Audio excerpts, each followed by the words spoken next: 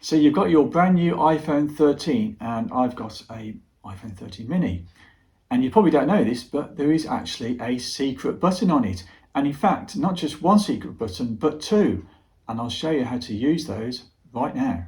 Now the secret button is also known as the back tap button. And to set this up, we need to go into settings. So let's do that. And then we tap on accessibility and then tap on touch. And then scroll down and then tap on back tap. And the back tap has two features, double tap and triple tap. So we can assign a function to each of these.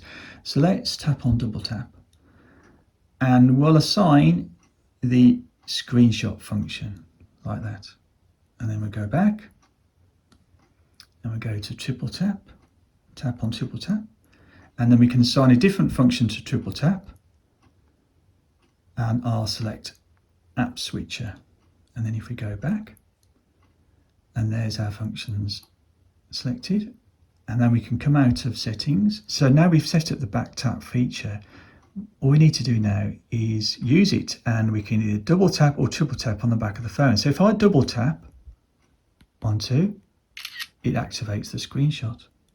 And if I triple tap, 1, 2, 3, it activates the app switcher. And this is actually a quicker way. You can actually do things more quickly by using the double tap and triple tap feature on the back of your iPhone 13 than you would the standard way. And you can select any number of functions that you wish to use. So it's very useful. So there you go. I hope you found this help guide very useful. If you did, please thumbs it up and subscribe for a lot more iPhone tips and tricks videos to come.